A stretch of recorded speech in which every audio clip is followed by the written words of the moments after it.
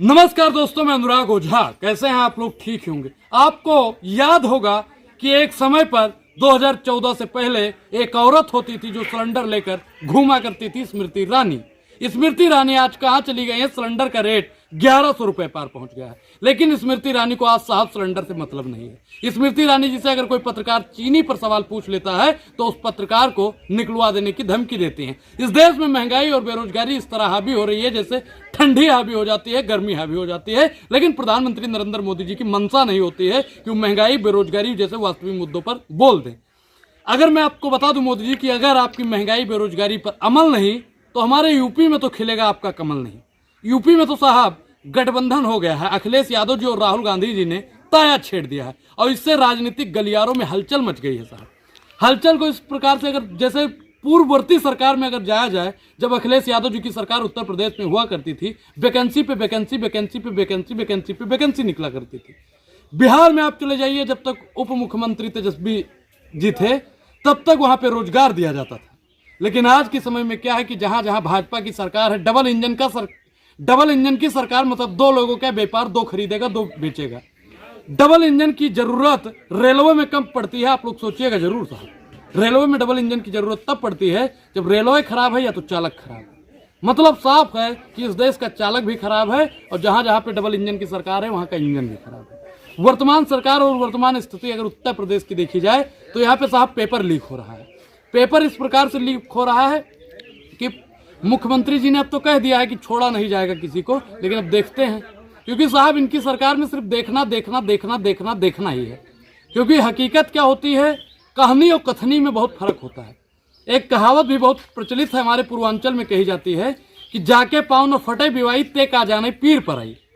तो जो वैकेंट भरता है ना फॉर्म साहब, उसको पता चलता है कि 400 रुपए की कीमत क्या होती है। 62,400 वैकेंसी निकली थी, 244 वैकेंसी, लेकिन 50 लाख से ज्यादा युवाओं ने फॉर्म भरा। अब आप इसी से अंदाजा लगा सकते हैं कि इस देश में कितना बेरोजगारी है।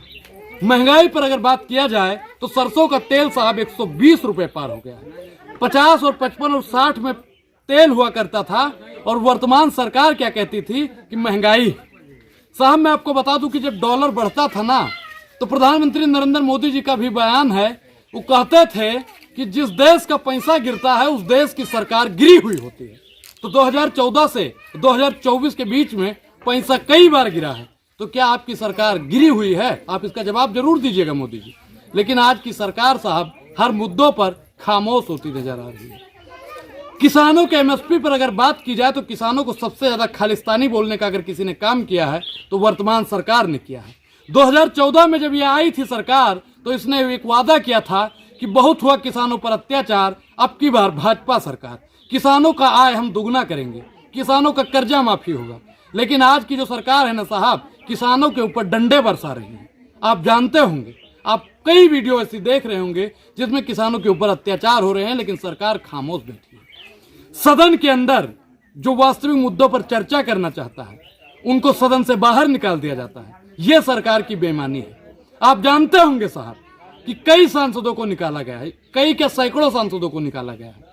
लेकिन आज की जो सरकार है ना साहब, ये बोलना नहीं चाहती है। ये साहब सरकार कब बोलेगी? और ये साहब मैं आपको बता दूं कि 24 में सरकार बदलने वाली है। 24 में इंडिया अलायंस की प्रचंड बहुमत से सरकार बन रही है साहब। क्योंकि जो प्रचंड बहुमत से इसमें युवाओं की बात की जा रही है, महिलाओं की बात की जा रही है, किसान की बात की जा रही है, भागीदारी की बात की जा रही है और श्रमिकों की बात की जा रही है, न्याय की बात की जा रही है। और जो भारत जोड़ो न्याय यात्रा है ना साहब राहुल गांधी जी का, ये भी बहुत सक्रिय है और इसे मीडिया भले ही ना दिखा रही हो लेकिन सोशल मीडिया इसे दिखा रही है। और सोशल मीडिया ही सच्चा मीडिया है, सोशल मीडिया ही नेशनल मीडिया है। क्योंकि जो नेशनल मीडिया है वो अडानी और अंबानी जी के हाथ में खेलने का काम कर रहा है और जो बबुआ बन के खेल रहा है ना उसका भी हिसाब लिया जाएगा। इस पूरी वीडियो पर आपकी क्या प्रतिक्रिया, अपनी प्रतिक्रिया जरूर दें। और अभी तक आपने हमारे चैनल को ज्वाइन नहीं किया है तो ज्वाइन करना बेहद जरूरी है। अब अनुराग ओझा को दीजिए इजाजत। शुक्रिया, धन्यवाद।